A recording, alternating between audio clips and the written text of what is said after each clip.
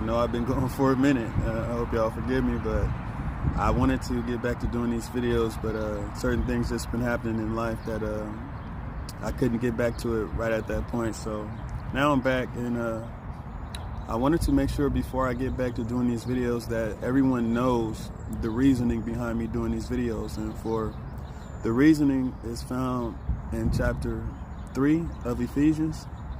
And it's basically that whole chapter. This is Paul writing a letter to the church that he founded in Ephesus, to his people. He's letting them know, like, well, I know you guys probably have heard of my story and how I became to be a Christian when I was on the opposite side and I didn't believe in Jesus, you know, because Paul was a Pharisee and a Roman citizen, and he was killing believers that believed in Jesus Christ because, like the Pharisees, they only believed in one God. They didn't believe in a Messiah like Jesus Christ. They didn't believe that God would send somebody to die for anybody sins, you know. They just believed in one God. They didn't want to worship Jesus.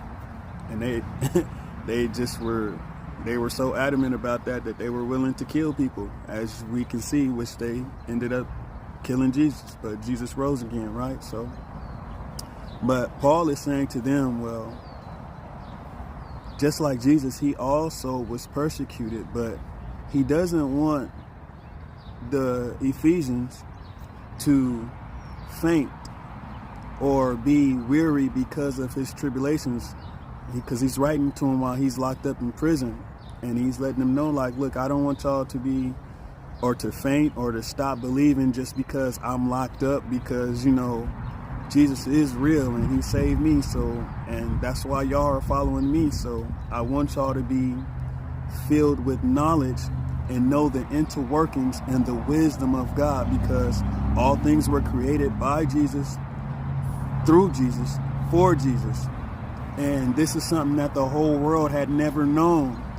Nobody had knew the manifold wisdom of God. What is the manifold wisdom of God? The interworkings of God, how God thinks, what's God's true character, because most people think that God is an evil person, or that he wants to persecute us, or he wants to punish us. But that's not. God loves us so much, like the scripture said, he sent his only begotten son, the promise of God, that whosoever believeth in him shall not perish but have everlasting life. Whether you're a believer or not, the reason I'm doing these videos is to let you know that Jesus can do the same thing for you. He has no respect of persons. Only if you have a little faith, he'll do it.